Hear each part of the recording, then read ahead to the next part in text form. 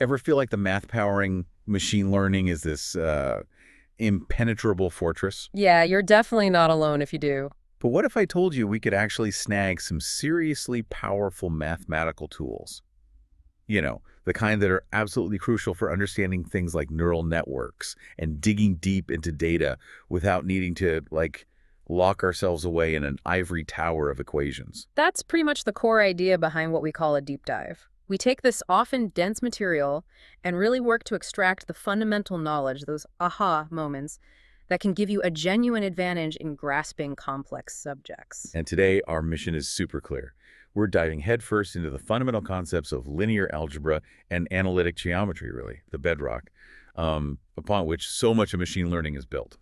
And we're doing it using these fantastic excerpts from Mathematics for Machine Learning as our guide. Exactly. We'll be exploring vectors from, well, multiple angles, from their intuitive geometric representation to more abstract forms, polynomials, lists of numbers. We'll navigate the world of matrices and how they help us understand systems of linear equations. And we'll also venture into the more abstract but absolutely essential territory of vector spaces and inner products. And determinants, eigenvalues, all that good stuff. Yeah. Plus, we'll be making sense of determinants, eigenvalues, and those incredibly useful matrix decompositions. Think of this as your express lane to understanding. We're not just throwing definitions at you, right? We're going to actively connect these ideas directly to the world of machine learning, showing you precisely why they are so vital. Exactly. And this isn't just a one-off exploration. The concepts we unpack today are the very foundation for more advanced machine learning topics covered later in the book, topics we might very well tackle in future deep dives. Okay, so to kick things off, let's really dig into these linear algebra fundamentals. Let's do it. So the concept of a vector might seem straightforward at first glance, but it's surprisingly versatile. Most of us initially think of geometric vectors, those arrows, with a specific direction and a certain length. The classic physics class vector. Pretty much. But the sources remind us that things like polynomials can also be considered vectors, and so can elements of Rn, which are essentially ordered lists or tuples of real numbers. Right, Rn.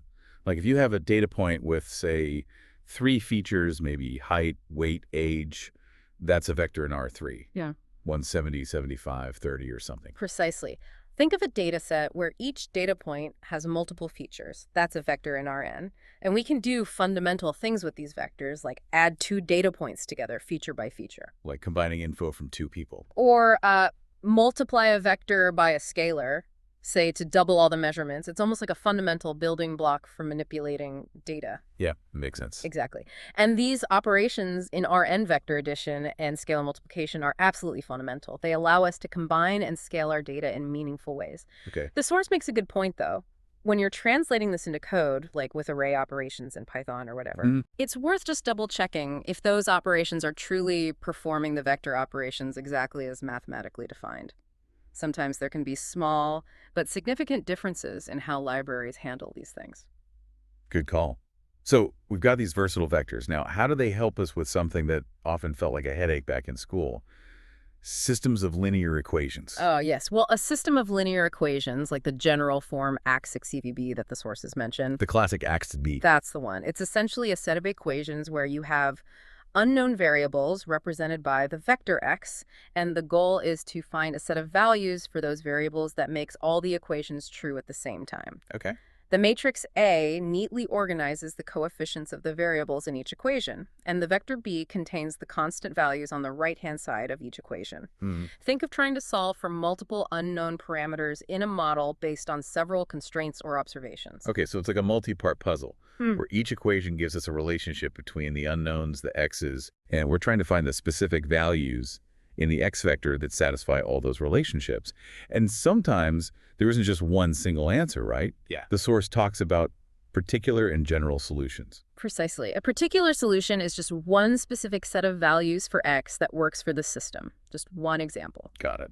But if you have, say, more unknowns than you have independent equations, think about trying to determine many parameters with limited data. Like you have more variables than constraints. Exactly. You might find that there are infinitely many possible solutions. The general solution then provides a way to describe this entire set of possible solutions, often involving some free parameters that can take on any value. The excerpt gives a great example with 2 equations but 4 unknowns, where we generally anticipate having infinitely many solutions. That makes sense. It's like having fewer restrictions so the variables have more freedom to move around, so to speak. Well put. And then the source introduces something called reduced row echelon form. What's the big advantage of that? Sounds kind of formal. It does sound formal, but it's incredibly useful. The reduced row echelon form is a very specific and organized way of writing a system of linear equations, or really, it's augmented matrix. Where you stick the B vector onto the A matrix. Exactly. And this form makes it significantly easier to actually see what the solutions are. It's like taking a jumbled mess of equations and arranging them in a very clean and simplified format. How so? Well, the leading coefficient in each row is a 1, the pivot, and it's the only non-zero entry in its column. This form almost directly tells you the particular solution and clearly shows the structure of the general solution if there are multiple possibilities. It reveals those free parameters very clearly. Ah, I see. So it's a systematic tool for actually solving these puzzles and understanding the nature of the solutions, unique, infinite, or maybe none. Exactly. And what about the actual methods or algorithms we use to find these solutions? The sources briefly touch on this. In some special but important cases, if the matrix A is square and also invertible, meaning it has a well-defined inverse, A to the -1. Which we'll get to, I imagine. We will. Then you can find the unique solution by simply multiplying B by the inverse of A. So X equals AB. This is fundamental in many theoretical analyses. Okay, but what about the real world? Right. In many real-world scenarios, especially with large data sets, A might not be square or invertible. It happens all the time. Yeah. For those situations where an exact solution doesn't exist, the concept of finding the best approximate solution comes into play. The source hints at linear regression, a key technique in machine learning for fitting models to data as one way to find this best fit. Ah, so when XB doesn't have a perfect solution, we find the X that makes X closest to B. Precisely. That's the core idea of least squares and linear regression. Okay, now let's move to something that sounds a bit more abstract but apparently important, the concept of a group in mathematics. What's the relevance of that in this context of linear algebra and machine learning? It does sound abstract, but a group in mathematical terms is a specific kind of structure. It's a set of elements together with a defined operation that follows certain essential rules. Rules like Closure, operating on 2 elements in the set, gives you another element in the set. Associativity, the grouping of elements in a sequence of operations, doesn't change the result. The existence of an identity element, something that leaves others unchanged under the operation, and the existence of inverse elements for every element, there's another that undoes it. Okay, that's quite a few rules. It is, but they capture fundamental properties. The source gives insightful examples. Integers under addition form a group. You add 2 integers, you get an integer. 0 is the identity. The inverse of 5 is -5. All checks out. Makes sense. But integers under multiplication do not form a group. Why? Because you often don't have integer inverses. The inverse of 2 is 12, which isn't an integer. Ah, right, fails the inverse rule. Exactly. It also highlights that non-zero real numbers under multiplication do form a group, and it's an abelian group, meaning the order of multiplication doesn't matter, it's commutative. AB equals BA. Okay, so why care about groups? Understanding group theory provides a framework for analyzing the properties of mathematical objects and their transformations. It helps us understand symmetries and structures. And then there's the general linear group mentioned, Yeah. Zell. Yes, the general linear group, GL, is the set of all invertible NXN matrices under the operation of matrix multiplication. The fact that these matrices form a group is significant Why is that? because it tells us a lot about the nature of linear transformations in n-dimensional space, how they can be combined, multiplied, reversed, inverted, and the existence of an identity transformation, the identity matrix. This is fundamental to understanding the transformation that machine learning models learn and manipulate. Okay, I see the connection now. All right, let's shift gears a bit. The concept of linear independence always felt a bit fuzzy. Can you break that down for us using that really helpful geographic example from the source, the Nairobi to Kigali one? Absolutely, that's a great example. Imagine you're in Nairobi and you need directions to Kigali. Someone might tell you go 506 kilometers northwest to Kampala, then 374 kilometers southwest. These 2 directions, northwest and southwest, are linearly independent. You can't get to Kampala by just traveling some staled amount in the southwest direction, and vice versa. They provide genuinely new, non-overlapping directional information. Right, they point in fundamentally different ways. You need both to describe the trip. Exactly. In machine learning, linearly independent features in your data provide unique pieces of information for your model. They're not redundant. So they're giving us unique, non-redundant information. If one direction was just more northwest, like maybe just a longer northwest vector. Then that wouldn't be linearly independent from the original northwest vector. It's just a scaled version. Got it. So what about the dependent case? Well, now imagine someone then adds, oh, and by the way, Kigali is also 751 kilometers west of Nairobi. Now, that statement might be factually correct, No. but it's redundant in terms of the directions needed if you already have northwest and southwest. The west direction can actually be achieved by combining some amount of northwest and some amount of southwest. You can figure out the west vector from the other two. So the west vector doesn't add new directional information if you already have the other two. It's dependent. Precisely. So this set of three directions, northwest, southwest, west, is linearly dependent because one of them can be expressed as a linear combination of the other two. Linearly dependent vectors in your data can lead to redundancy, instability, multicollinearity issues in machine learning models. That geographic analogy really makes it click. So linear independence is about having a set of vectors that are all pointing in fundamentally different informational directions. You got it. And this directly leads to the idea of a basis, right? Yes, absolutely. A basis of a vector space is a special set of linearly independent vectors that have the remarkable property that any other vector in that space can be uniquely represented as a linear combination of just those basis vectors. So it's like the minimum set of directions you need to reach anywhere in the space. Exactly. Think of it as defining a fundamental set of axes for your vector space, a coordinate system. The source uses the familiar Cartesian coordinate system in R2, the z-plane. That's spanned by the standard basis vectors E1 equals 1, 0, and E2 equals 0, 1. Any vector x, a, b, b in R2 can be uniquely written as a E1 plus b, E2. The a and b are the coordinates in that basis. Okay, the standard x and y axis. But the same vector, that same point in R2, can have different coordinates if we choose a different basis, like the B1, B2 basis in the example. Precisely. That's a crucial point.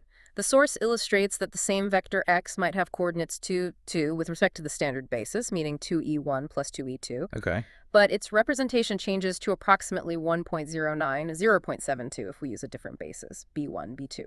This simply means that to reach the same point x, you take 1.09 times the vector b1 and add 0.72 times the vector b2. So the point is the same, but the address, the coordinates, changes depending on the street grid, the basis. Perfect analogy. The choice of basis defines your coordinate system and therefore the numerical representation of your vectors. This is a crucial idea in understanding how data can be represented in different ways for machine learning algorithms, like in PCA, for instance. Okay, and wrapping up this section on linear algebra fundamentals, let's tackle the concept of a hyperplane. It sounds very high-dimensional and maybe scary. It can sound a bit intimidating, but it's actually a natural extension of familiar geometric objects to higher dimensions. In R2, a 2D space, a hyperplane is just a line, an n1 dimensional thing. Okay, line is 1D and 2D space. Makes sense. In our 3D world, R3, a hyperplane is a plane, a 2D surface. Right. So, in general, in an n-dimensional space, Rn, a hyperplane is an n1-dimensional affine subspace. Think of it as a flat surface that cuts through the n-dimensional space. Okay, flat. How is it defined? The source defines it in terms of a support point x0, basically, any point that lies on the hyperplane. A starting point on the flat surface. Exactly. And a basis of an n1-dimensional subspace U, which defines the directions within the hyperplane. Essentially, you start at x0 and can move in any linear combination of the directions defined by the basis of U, and you'll stay within the hyperplane. So it's a point plus a direction space. Pretty much. And the sources note about the solutions to inhomogeneous systems of linear equations, like A equals X, where X isn't 0, forming affine subspaces directly connects to this.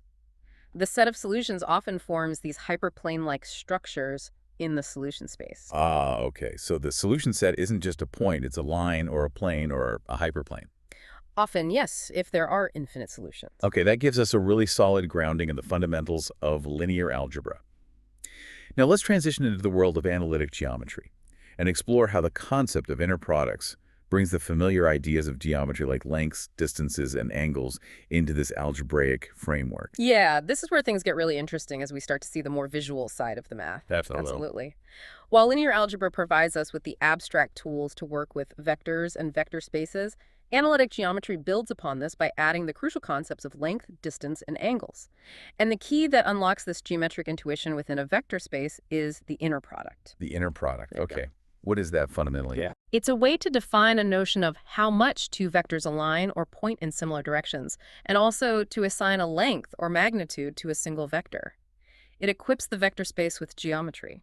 So the inner product is like a mathematical operation that allows us to measure the relationship between two vectors, including how much they point in the same direction, and also to determine the size or magnitude of a single vector. Precisely.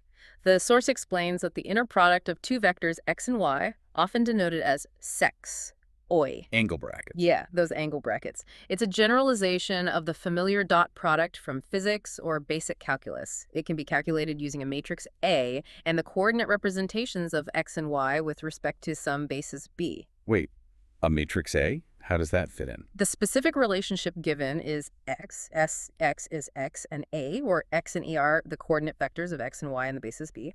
And the matrix A, it basically encodes the specific properties of this particular inner product. So the A matrix defines the rules of geometry for this space. In a sense, yes. It highlights that the geometry we define the lengths and angles is dependent on our choice of basis in this matrix A.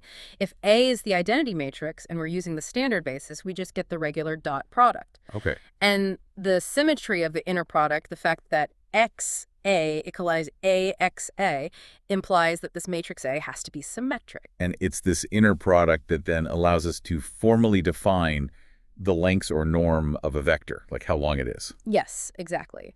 The norm or length of a vector x, usually written as x with double bars, Right. is directly derived from the inner product as the square root of the inner product of the vector with itself, xs. Okay. The source gives a clear example in R2. If you use the standard dot product as your inner product, which corresponds to A being the identity matrix and the standard basis, you get the usual Euclidean length we're all familiar with from the Pythagorean theorem, xs plus xn. Right, the standard distance formula. But, and this is cool, it also brilliantly demonstrates that if you define a different inner product by choosing a different matrix A, Like, not the identity matrix. right, some other symmetric matrix, you end up with a different way of measuring the length of a vector within that space. It's still a valid length measure according to the rules of inner products, but it's just different. Wow, so it's like we have the power to customize the way we measure size and alignment within our vector space. That's kind of neat. It is. It allows for defining geometry that's tailored to specific problems. And then there's the Cauchy-Schwarz inequality that the source mentions.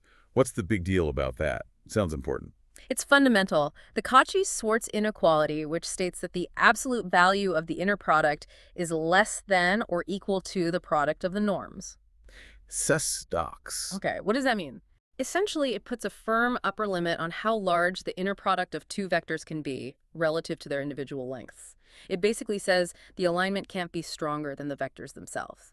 This inequality is absolutely crucial for defining the angle between vectors in a consistent and meaningful way. Ah, the angle. Right. Right. The source shows how we can compute the angle between two vectors x and using the inner product and the norms. There's a formula involving cosine. Exactly. Coso equals ise? Yeah. This looks very much like the geometric definition of the dot product you might remember. Yeah, it does. Dot product equals product of magnitudes times cosine of the angle. Rearranged. Precisely. The inner product provides a rigorous way to quantify the angle between vectors in any inner product space, generalizing the geometric intuition we have in 2D and 3D. And Cauchy-Schwarz makes sure that fraction is always between -1 and 1. You got it. Cauchy-Schwarz ensures that the value of coso always lies between -1 and 1, which is necessary for it to be the cosine of a real angle.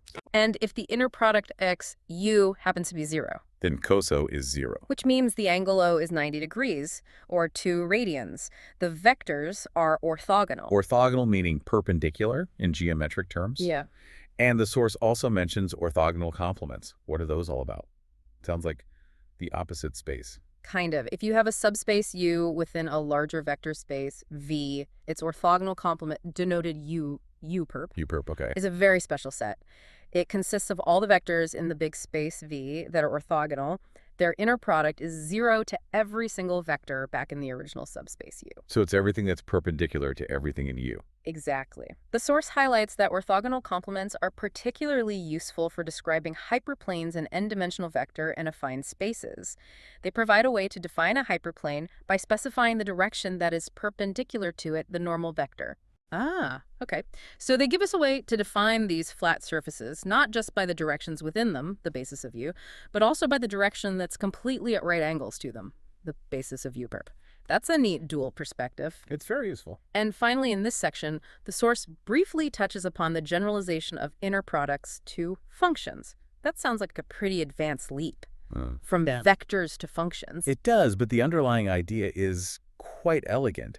Just as we can think of a finite dimensional vector as essentially a function that maps a finite set of indices 1 to y to its components. Like index 1 maps to value x0, index 2 maps to x0, etc. Right. We can extend the concept of inner products to functions themselves, like functions defined over a continuous interval.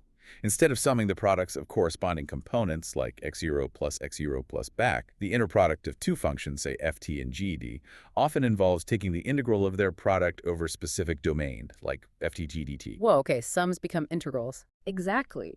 This seemingly abstract idea is incredibly powerful and forms the basis for many advanced techniques in areas like signal processing, Fourier analysis, quantum mechanics, and the analysis of function spaces.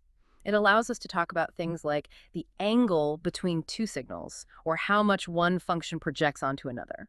Fascinating. So the core ideas of geometry length, angle, projection extend far beyond simple arrows. They really do. Okay, we've explored how the inner product brings the power of geometry into the world of linear algebra. Now let's dive into the concepts of orthogonal projections and the Gram-Schmidt process. This seems particularly relevant to machine learning for things like reducing the number of dimensions in our data. Oh, absolutely. Orthogonal projections are indeed a fundamental tool in many machine learning algorithms, Like what? especially in dimensionality reduction techniques like principal component analysis, PCA, which helps us find the most important directions, the principal components, in our data and also in autoencoders. They are also crucial in regression for finding the best fit line or plane and in various classification methods. Okay, so what's the core idea? What is an orthogonal projection? The core idea behind an orthogonal projection is to find the point within a given subspace, U, that is closest to a specific vector x that might lie outside that subspace. Closest in the sense of minimizing the standard Euclidean distance, right? Yeah, The shortest straight line from the point x to the subspace U. exactly. And that implies that the error vector, the difference between our original vector x and its projection onto the subspace, ux, this error vector xux, must be orthogonal or perpendicular to every vector within the subspace U. The arrow points straight out from the subspace. Precisely. Imagine casting a shadow of an object onto a flat surface using a light source directly overhead. The shadow is the orthogonal projection of the object onto that surface. The source mentions figure 3.net0 to illustrate this in both 2D and more general cases. The key is that the projection ux of a vector x onto a subspace U is the unique vector within U that minimizes the distance ux. Okay, that makes intuitive sense. And how do we actually go about computing this orthogonal projection of a vector x onto a subspace U, especially if we have a basis for that subspace, like the actual calculation? The source lays out a clear three-step procedure, assuming we have a basis for the subspace U. Let's say we arrange these basis vectors as the columns of a matrix B. Okay, then B contains the basis vectors for U. Right. First, the projection of x onto U, let's call it P, must be in U, so it has to be some linear combination of the basis vectors in B. We can write this as PB, where U is a vector of unknown coefficients we need to find. Okay, E tells us how much of each basis vector to use. Exactly. Now, the crucial part is using that orthogonality condition we mentioned. The error vector, xp, which is xb, must be orthogonal to the subspace U.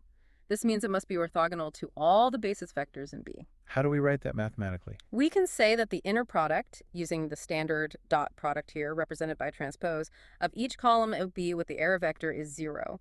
A compact way to write this for all columns at once is bxb is 0. Ah, the zero factor. Okay, Yeah. and we solve this for up. Yes, if Boy is invertible, we can solve for up, betspace 0, so Boby specs, and finally up, Bosi bex. Okay, that gives us the coefficients. Then what? Well, that was step 1, finding the condition. Step 2 is realizing we can actually form a projection matrix P.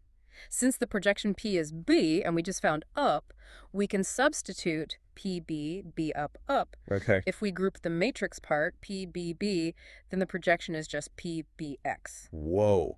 That projection matrix PUP looks like a really powerful tool. So if we have this matrix PU for a particular subspace U, we can just multiply any vector X by P to get its orthogonal projection onto U. Precisely. Compute PU once for the subspace, then project away. And the third step is simply computing the projection, PUX, cubed. The source also brings up a very practical point that arises in applications like linear regression. Oh, yeah. Often, in practice, a small jitter term, I, a small multiple of the identity matrix, epsilon times I, is added to BE before taking its inverse. So you compute B plus I. Why add that little bit? It's mainly for numerical stability. If the columns of B are nearly linearly dependent, baby might be close to singular, meaning non-invertible, or just numerically unstable to invert. Adding I guarantees invertibility and makes the calculation more robust. Avoids division by nearly zero. Kinda. Sort of, yeah. And interestingly, as the source correctly notes, this small mathematical tweak is directly related to the concept of ridge regularization in machine learning, which helps prevent overfitting in models by penalizing large coefficient values. So this numerical trick has a nice theoretical interpretation too.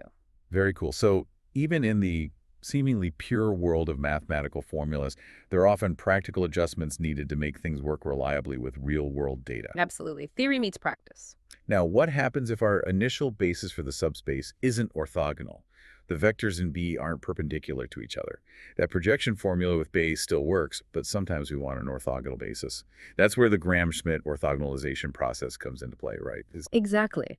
The Gram-Schmidt process is a clever algorithm, really a constructive procedure, that takes a set of linearly independent vectors which form a basis for some subspace and systematically transforms it into a new basis that is orthogonal. Orthogonal meaning all vectors are mutually perpendicular. Yes, and importantly, this new orthogonal basis spans the exact same subspace as the original basis.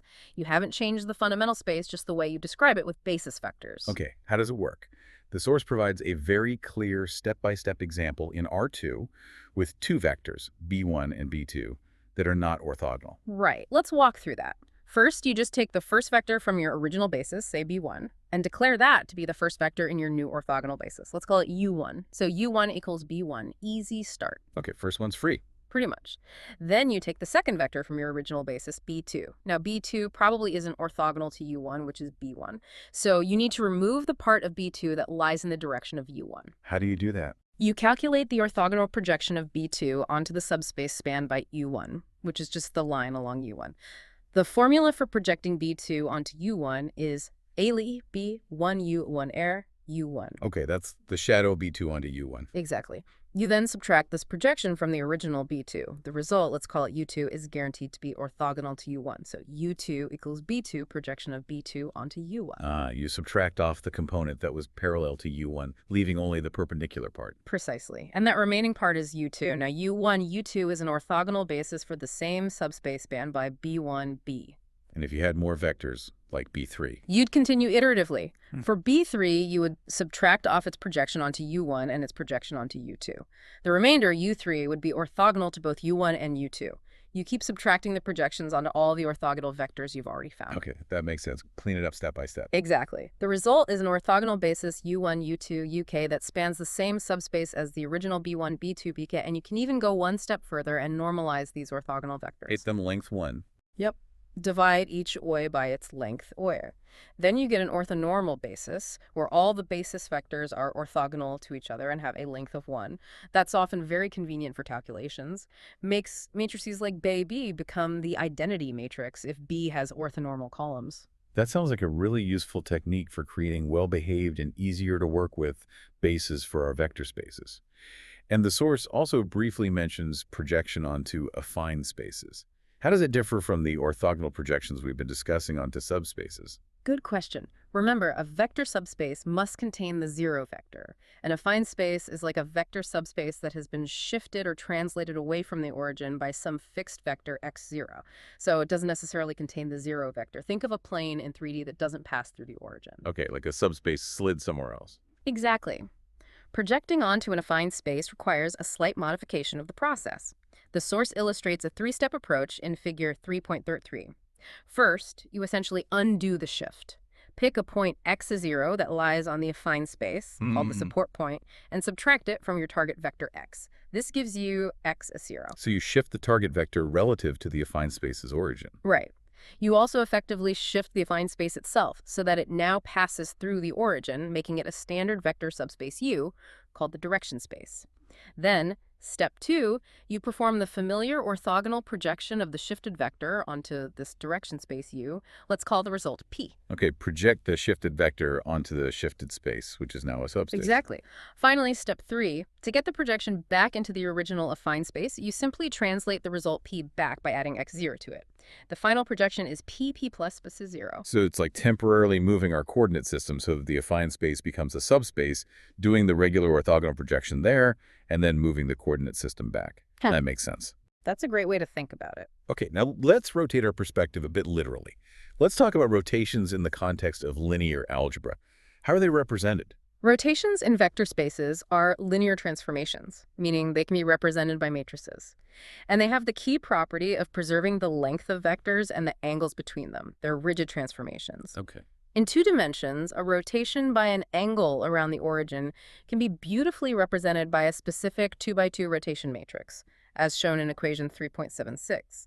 It involves cosine and sine of A in specific places, coscon, sin lay, sin coscon. Ah, yeah, that looks very familiar from trigonometry.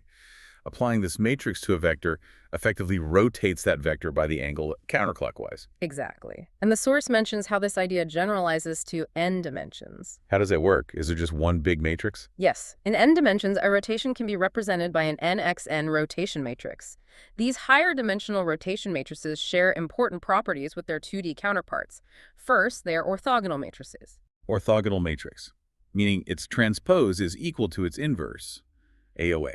Correct. That mathematically encodes the preservation of lengths and angles. Second, they have a determinant of +1. Determinant +1. Why +1 specifically? The determinant relates to volume scaling. We'll get there. A determinant of 1 means it preserves volume.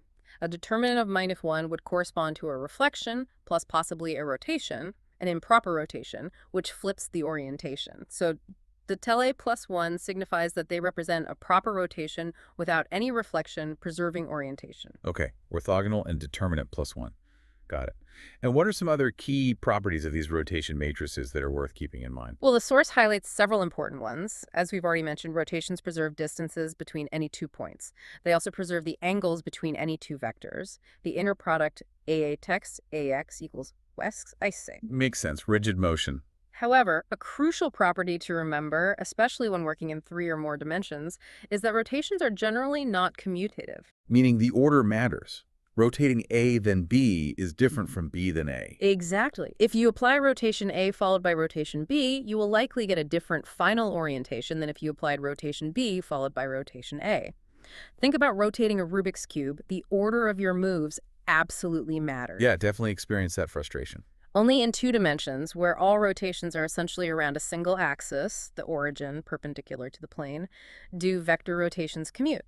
In 2D, they even form what's called an abelian group under the operation of matrix multiplication, meaning the order doesn't matter. Okay, so if we're manipulating objects in 3D space, like in computer graphics or robotics or molecular modeling, the order in which we apply rotations is absolutely critical. Good to remember. Also critical. Okay, now let's talk about determinants. This always felt like a somewhat mysterious number associated with a square matrix. What exactly is it, and why should we, as people interested in machine learning, care about it? You're right, the determinant can seem a bit abstract at first. For any square matrix A, the determinant, denoted as deta, or sometimes A with straight bars. Like absolute value bars, but for matrices. Yeah, confusing notation sometimes, but common.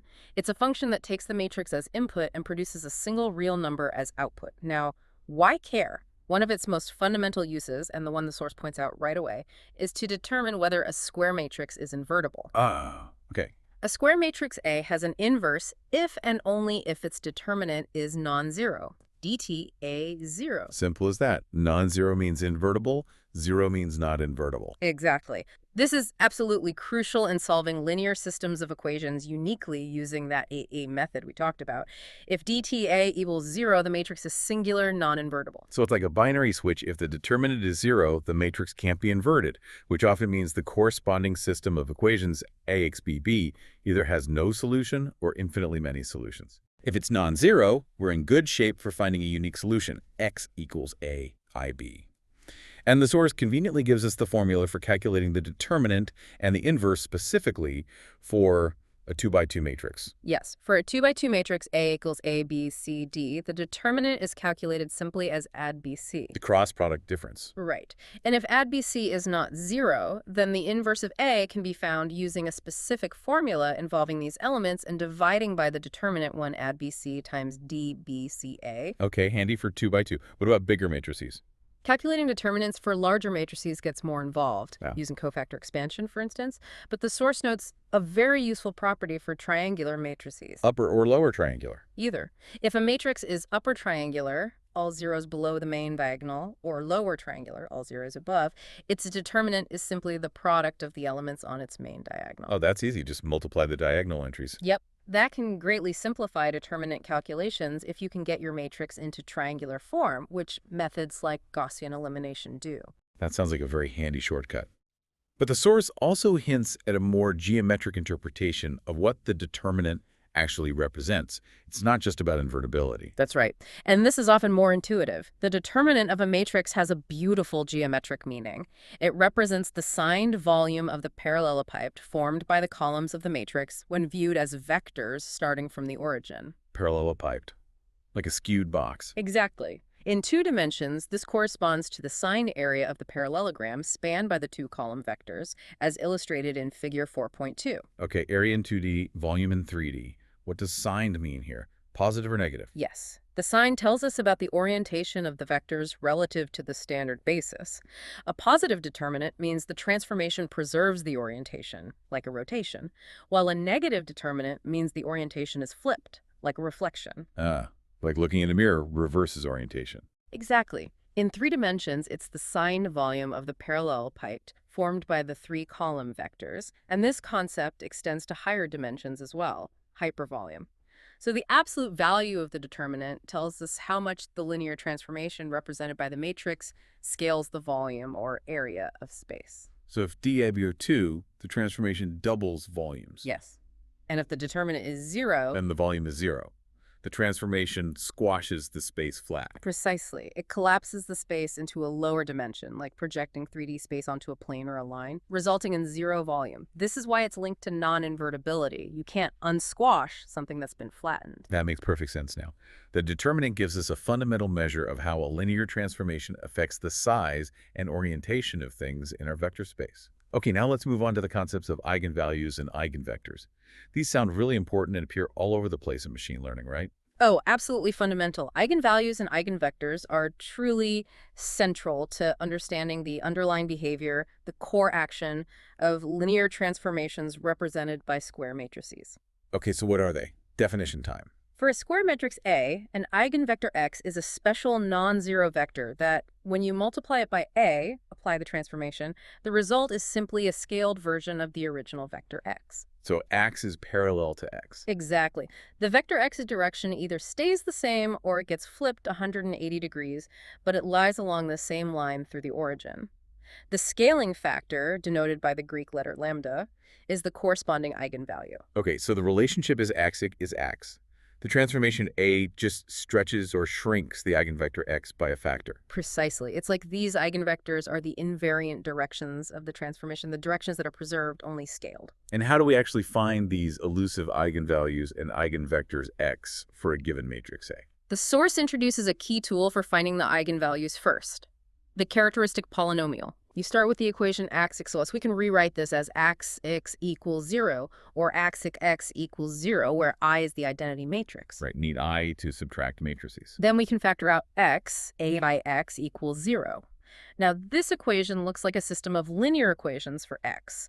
Since we're looking for non-zero eigenvectors x, this system must have a non-trivial solution. And when does a system like my equals 0 have non-zero solutions? Exactly when the matrix M, in this case AI, is not invertible, meaning it's singular. Ah, and when is a matrix singular? When its determinant is 0. So the condition for D to be an eigenvalue is that DEET, AI equals 0. So we solve that equation for D. Yes, the expression DEET AI turns out to be a polynomial in the variable high called the characteristic polynomial of A, often written Pia.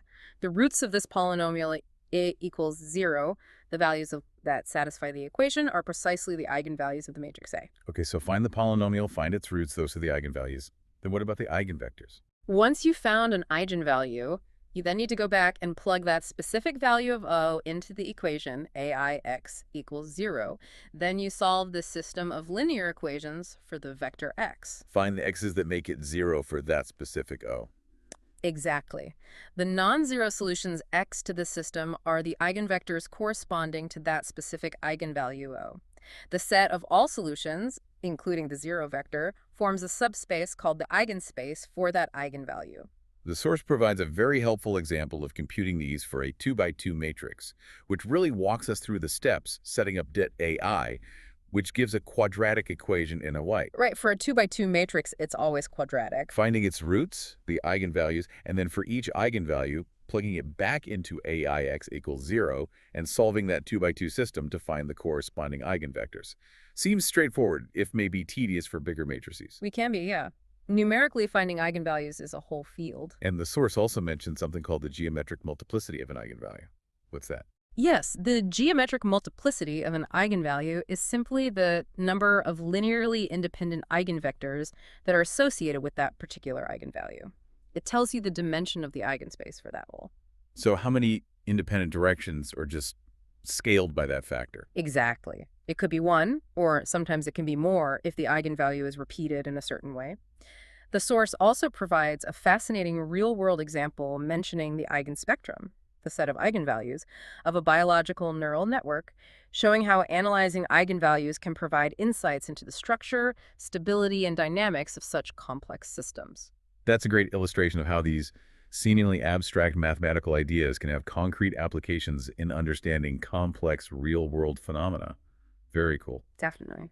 And I noticed that the source points out a neat connection between eigenvalues and determinants we didn't mention earlier. It states that the determinant of a matrix is actually equal to the product of all of its eigenvalues, counting multiplicity. It is. That's a really elegant relationship. Wow.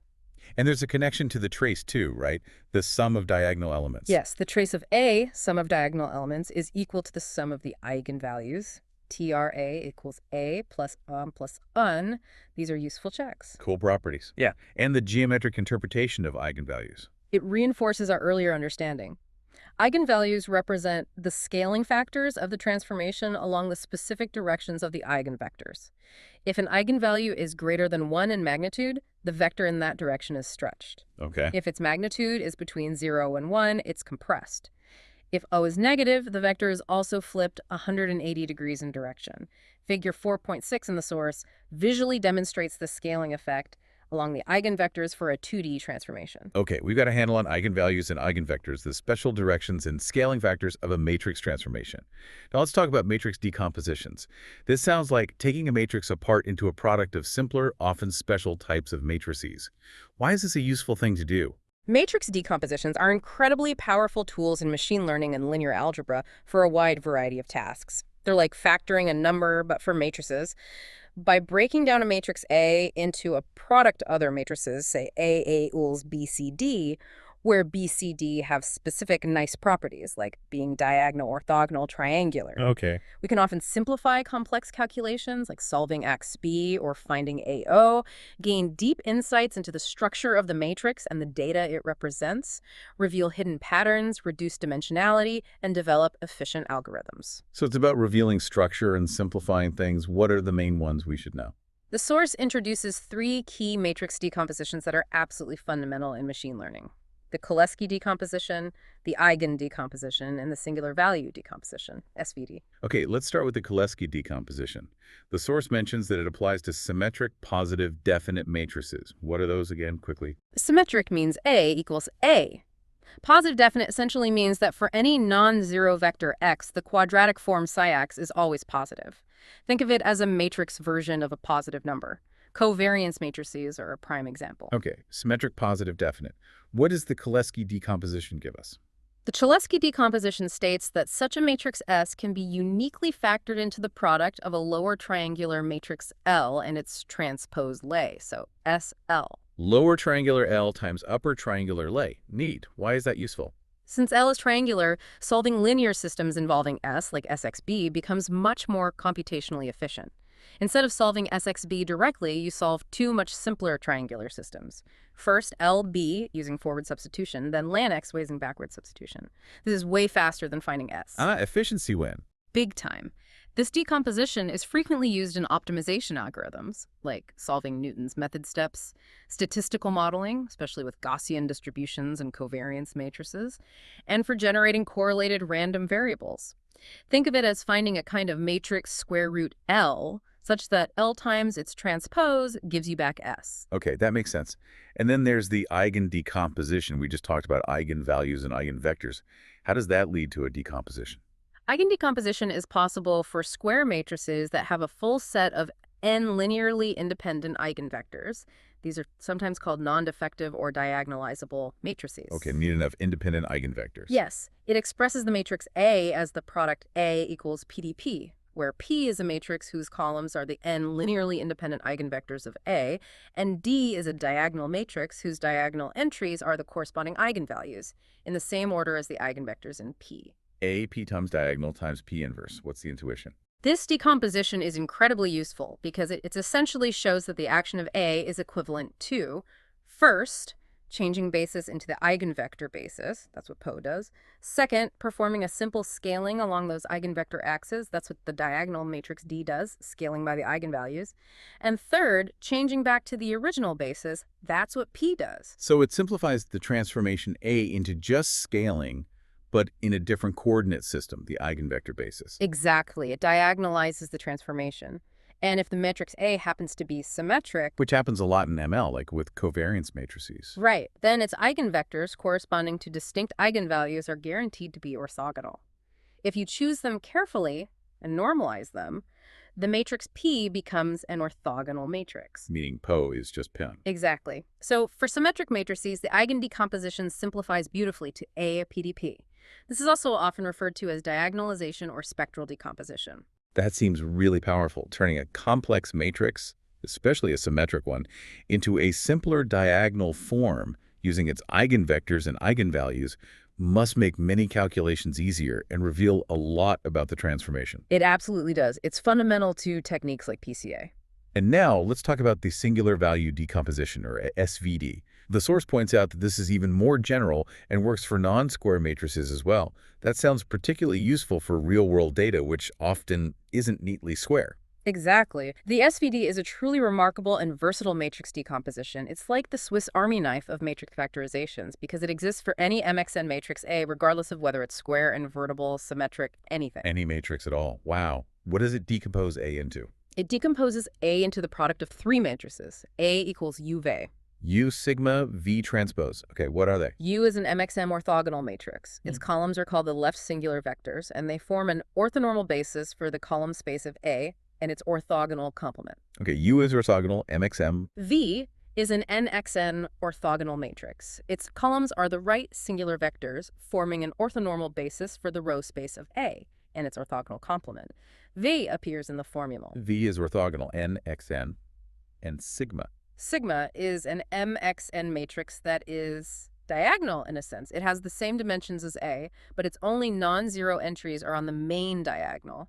These non-zero diagonal entries are called the singular values of A. They are always non-negative and are usually arranged in descending order. So A orthogonal, diagonal like orthogonal. That looks somewhat similar to A, you kill PDP for symmetric matrices. Is there a connection? Yes, absolutely. The source makes this interesting connection. For a symmetric positive definite matrix, the SVD is essentially the same as its eigendecomposition, A PDP. In this case, the left singular vectors, columns of U, and the right singular vectors, columns of V, are both the same as the eigenvectors, columns of P, so U, P, V.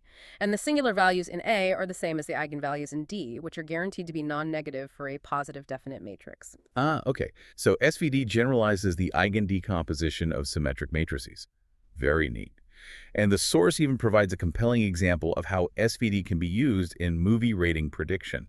How does that work? Yes, SVD is incredibly powerful for uncovering latent structures or hidden factors in data.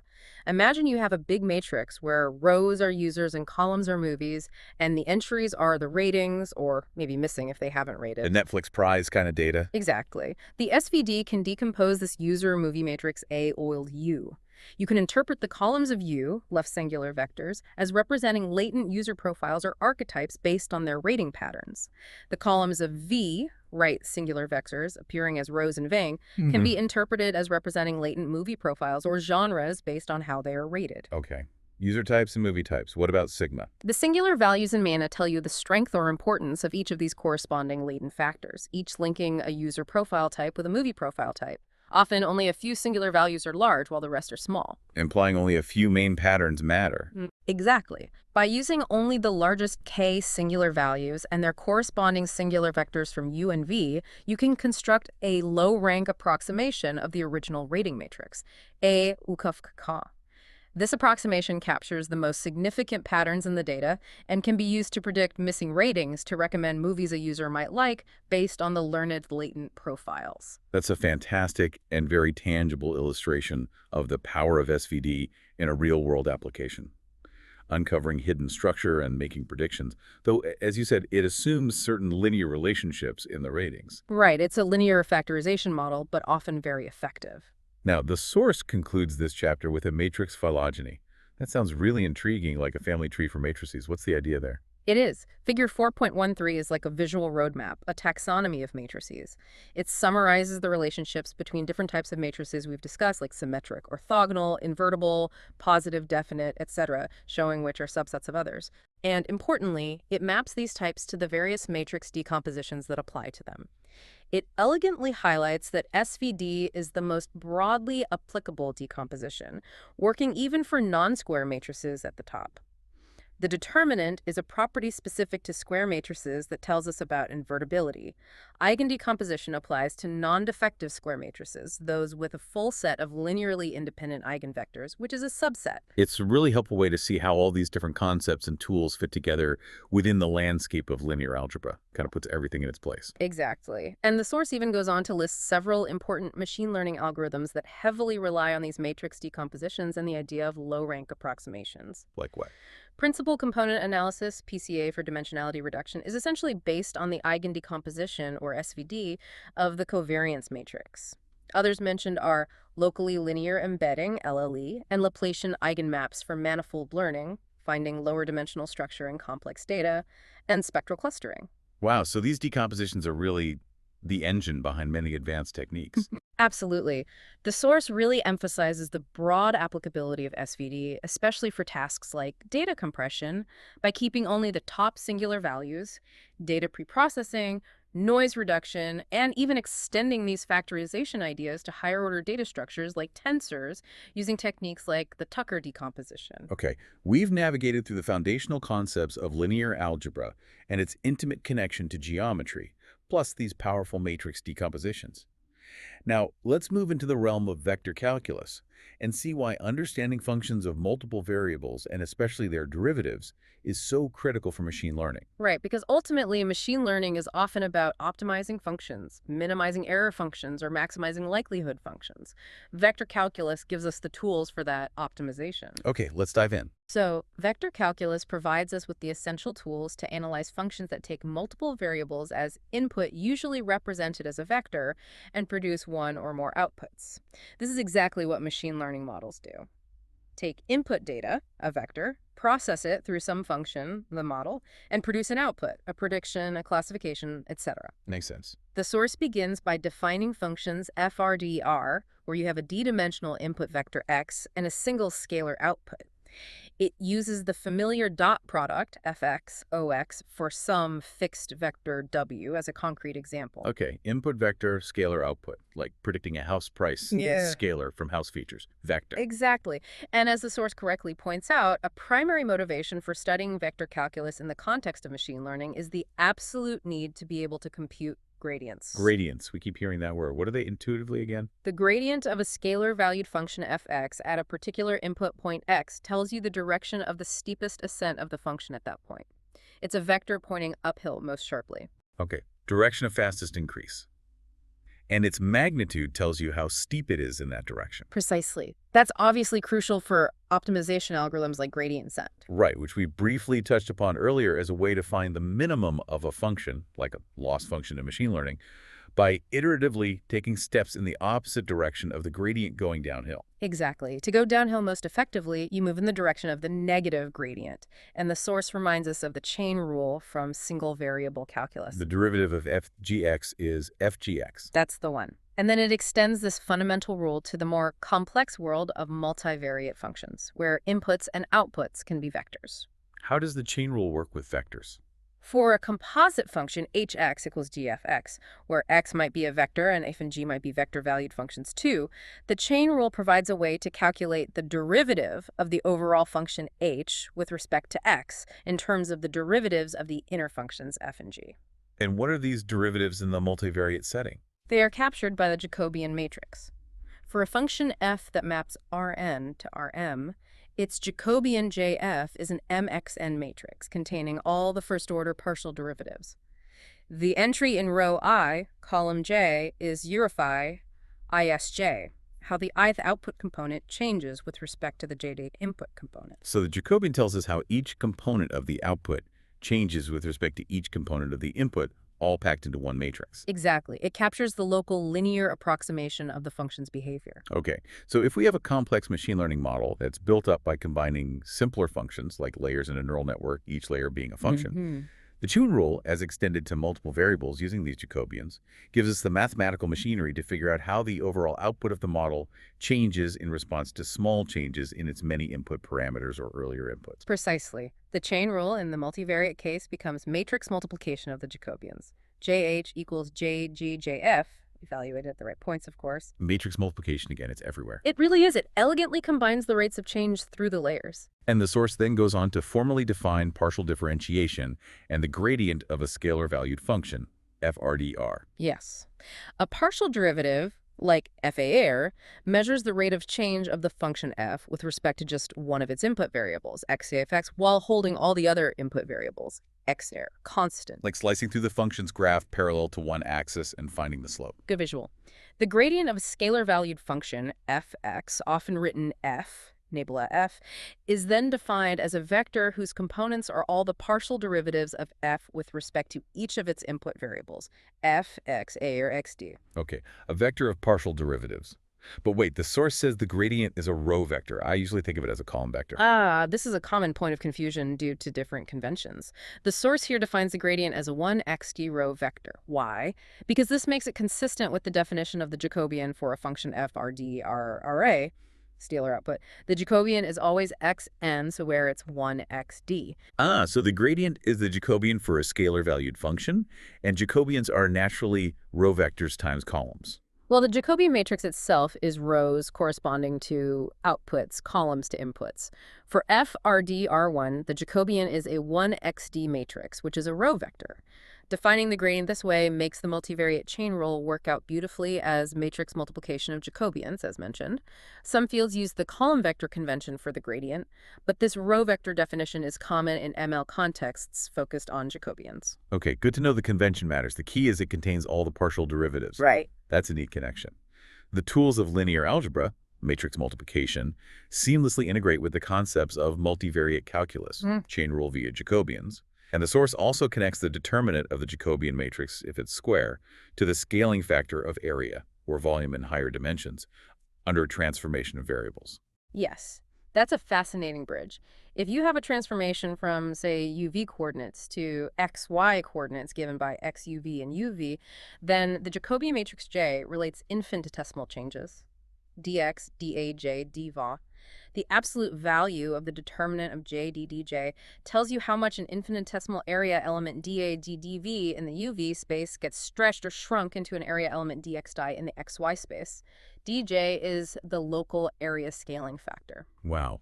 So the determinant of the Jacobian measures local expansion or contraction. That comes up in integration with change of variables, right? Exactly. It's the factor you need when changing variables in multiple integrals.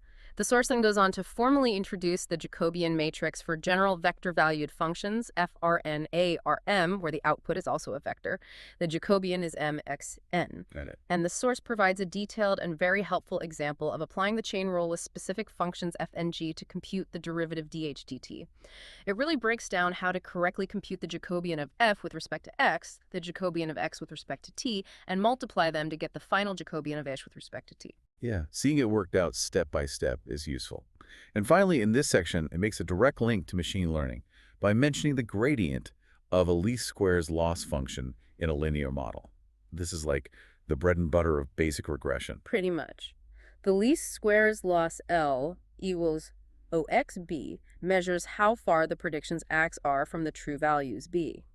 Being able to calculate its gradient Urachel with respect to the model parameters, maybe the entries in A or parameters underlying A, is absolutely essential for using gradient descent or related optimization algorithms to learn the best parameter values that minimize this loss.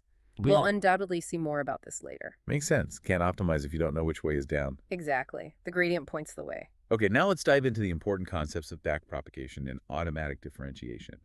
These sound like absolutely crucial techniques that enable the training of complex machine learning models, especially deep neural networks with many, many layers and parameters. They are indeed fundamental.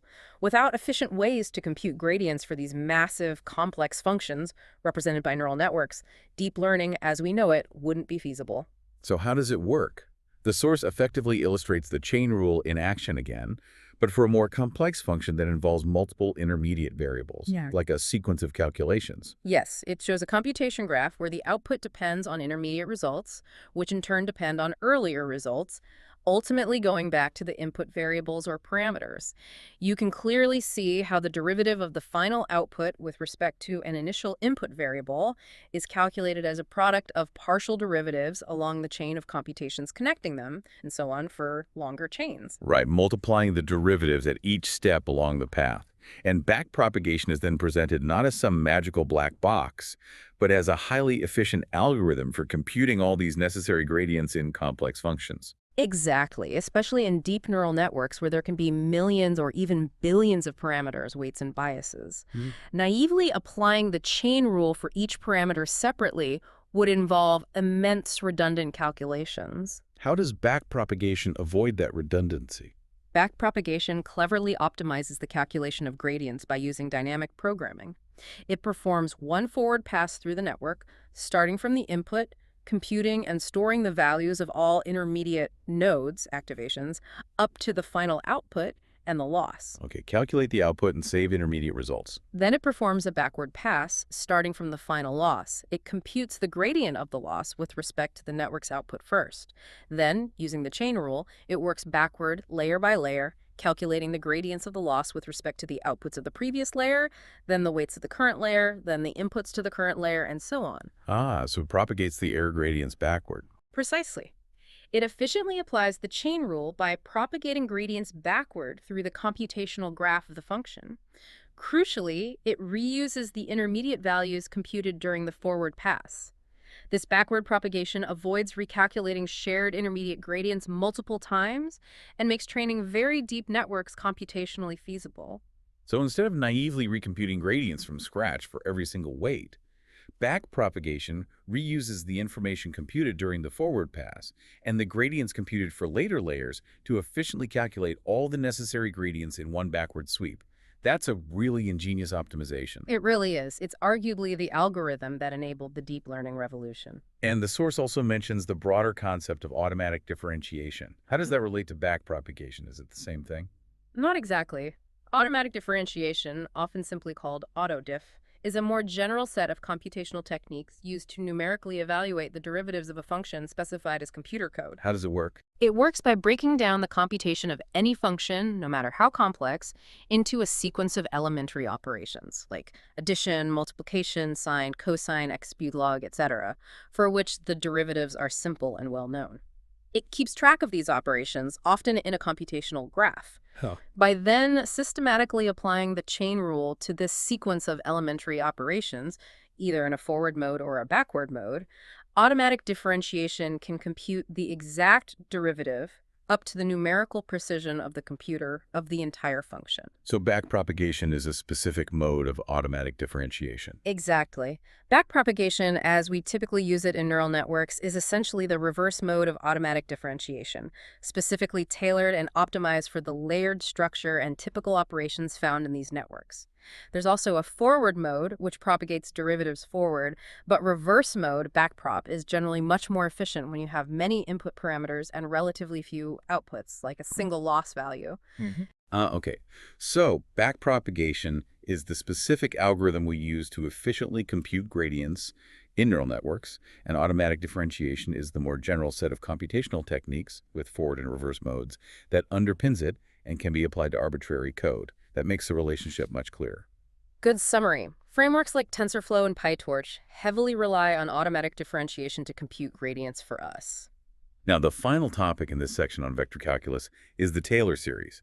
We often hear about Taylor series approximations in various scientific and engineering fields. What's the core idea behind them? How do they fit in here? The Taylor series provides a powerful way to represent a sufficiently smooth function, meaning it has continuous derivatives up to a certain order, or maybe infinitely many as an infinite sum of terms. An infinite sum. Yeah.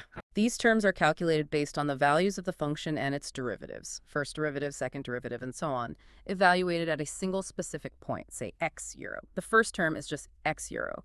The second term involves the first derivative s x times xx. The third involves the second derivative sx u at 2, and so on. Okay, using derivatives at one point to represent the function nearby. Exactly. The multivariate Taylor series extends this fundamental idea to functions of multiple variables, FRDR.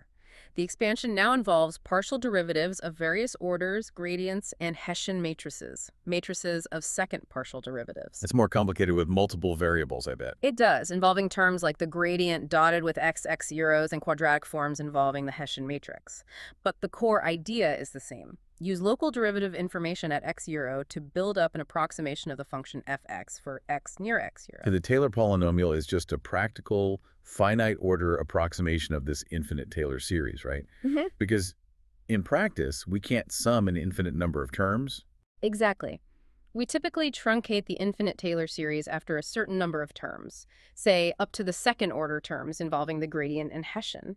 This gives us a Taylor polynomial, maybe linear or quadratic, that approximates the behavior of the original function in the vicinity of the point x euro around which we expanded it. So a linear approximation uses f x euro and the gradient. A quadratic approximation adds the Hessian term. Precisely. The Taylor polynomial of degree n provides a local approximation of the function around the chosen expansion point x zero. Generally, the more terms you include, the higher the degree n, the better the approximation becomes, at least in a region close to x zero. And why is this useful in ML? It's incredibly useful for understanding the local shape of functions, like loss surfaces, for deriving optimization algorithms, like Newton's method, which uses a quadratic approximation, for analyzing convergence, and generally for approximating complex functions with simpler polynomials when that's advantageous. Wow, okay.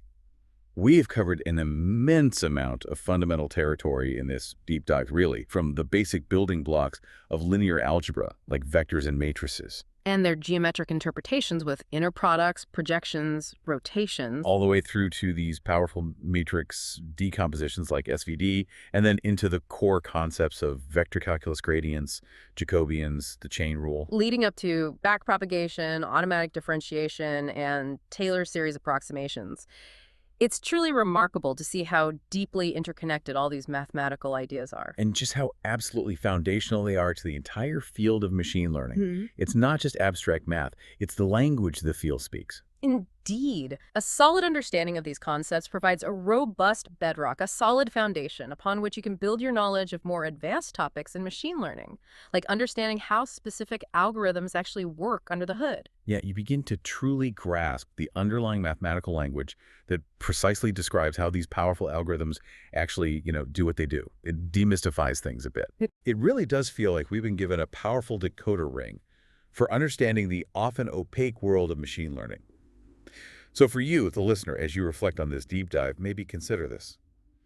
We've explored both the abstract algebraic manipulations, pushing symbols around with vectors and matrices, and the more intuitive geometric interpretations involving lengths, angles, shadows, rotations, volumes. Two different lenses on the same structure. Exactly. Which of these perspectives, the symbolic power of the algebra or the visual clarity of the geometry, resonated most strongly with you? Which one offered maybe the clearest insights into these concepts for you? Perhaps pondering that personal connection could be a valuable next step in your learning journey. Which way helps you think? That's an excellent point. Everyone learns a bit differently, and both perspectives are valuable. And we wholeheartedly encourage you to delve even further into the mml-book.pdf if you have access to it, or similar resources. Take some time to actively think about how these foundational ideas we've discussed today, maybe eigenvalues or SVD or gradients, might directly connect to specific machine learning problems or algorithms that particularly pique your interest. Yeah, like how does PCA really use eigenvectors? Yeah. How does gradient descent really use the gradient in practice? Right. The ongoing process of learning and discovery is all about actively building these connections in your own mind, linking the theory to the application. Absolutely. Well, thanks so much for joining us on this deep dive. We sincerely hope it's equipped you with a more powerful and intuitive toolkit for understanding the fundamental mathematics that underpins the machines that are increasingly shaping our world. Hope it was helpful. Until our next exploration.